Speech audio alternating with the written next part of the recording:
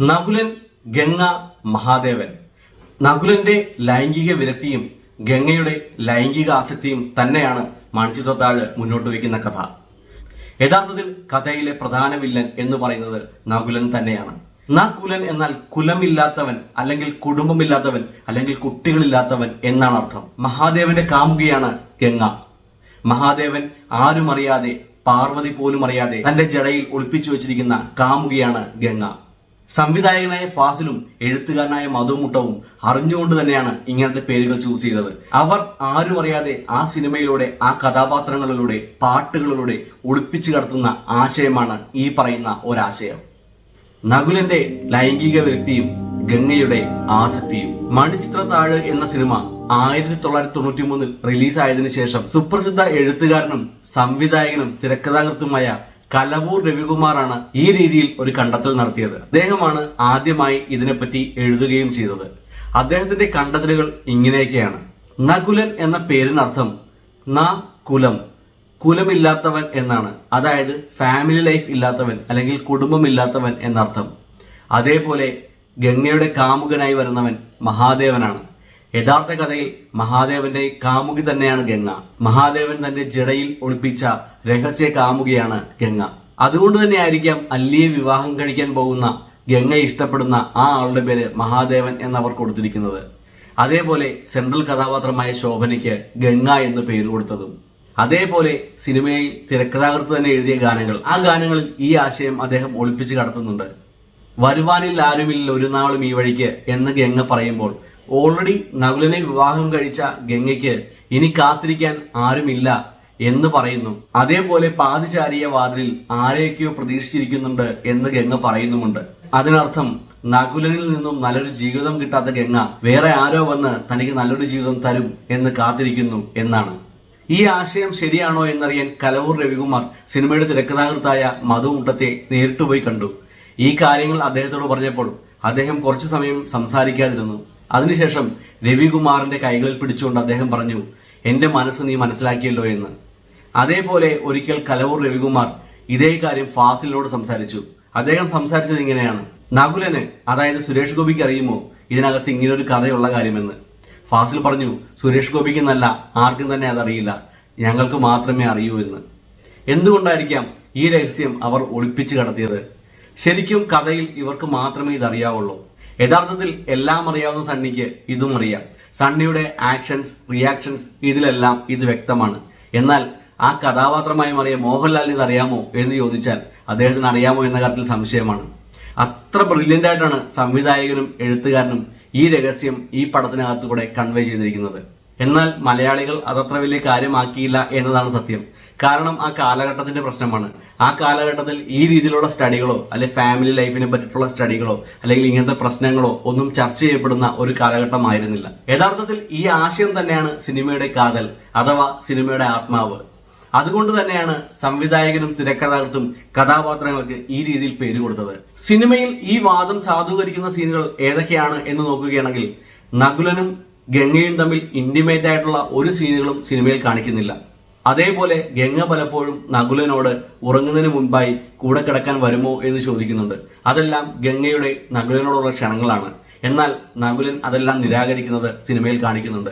അതായത്, എനിക്ക് ഒത്തിരി ജോലികളുണ്ട്, ഗംഗ കിടന്നോളൂ എന്ന് നകുലൻ പറയുന്നുണ്ട്. അപ്പോൾ ഗംഗ വീണ്ടും വിളിക്കുന്നുണ്ട്, നകുലേട്ടൻ ഉറങ്ങുമ്പോൾ എന്നെ വിളിക്കണേ എന്ന്. എന്നാൽ നകുലൻ പറയുന്നുണ്ട്, ഗംഗ ഉറങ്ങിക്കോളൂ, എനിക്ക് ഒത്തിരി ജോലികൾ ചെയ്തു തീർക്കാനുണ്ട് എന്ന്.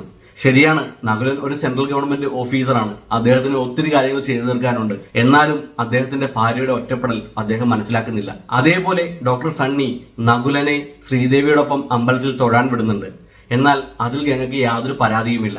അതിനർത്ഥം ഇത്രയും സുന്ദരിയായ താൻ കൂടെ ഉണ്ടായിട്ട് തന്നോട് പോലും ഒരു ആസക്തി കാണിക്കാത്ത മനുഷ്യൻ ഒരിക്കലും ശ്രീദേവിയോട് അത് കാണിക്കില്ല എന്ന് തന്നെയാണ്. അതേപോലെ പുരാണങ്ങളിൽ ശിവന്റെ കാമുകിയാണ് ഗംഗ.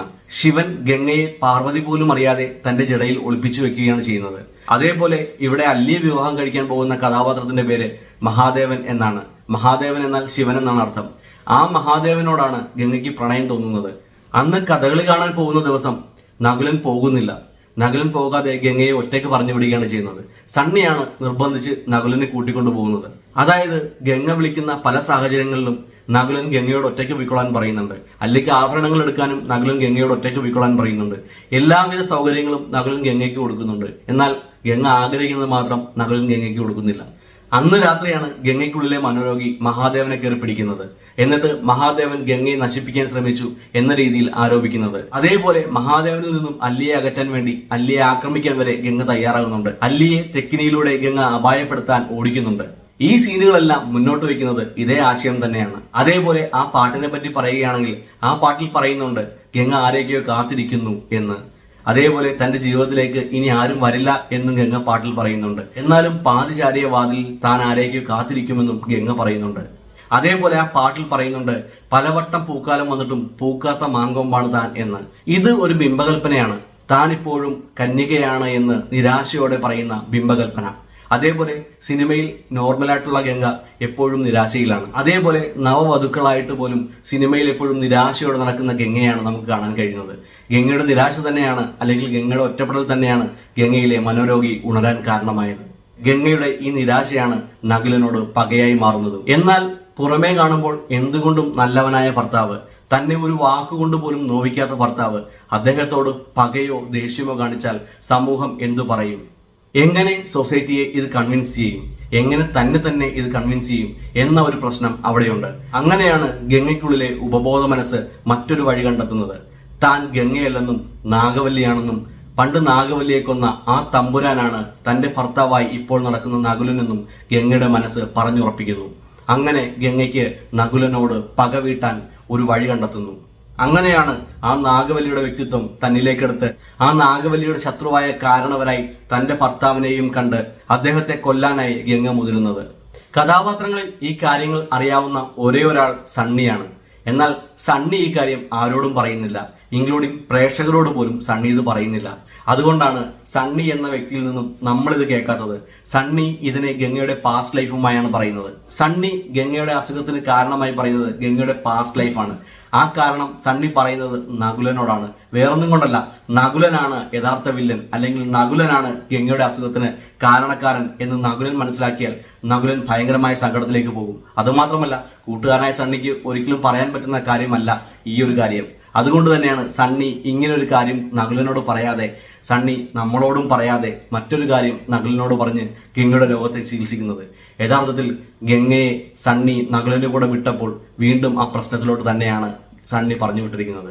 ഇനി സണ്ണി നകുലനെ ചികിത്സിക്കുമോ, അല്ലെങ്കിൽ നകുലനോട് ഈ സത്യങ്ങൾ തുറന്നു പറയുമോ എന്ന് നമുക്കറിയില്ല.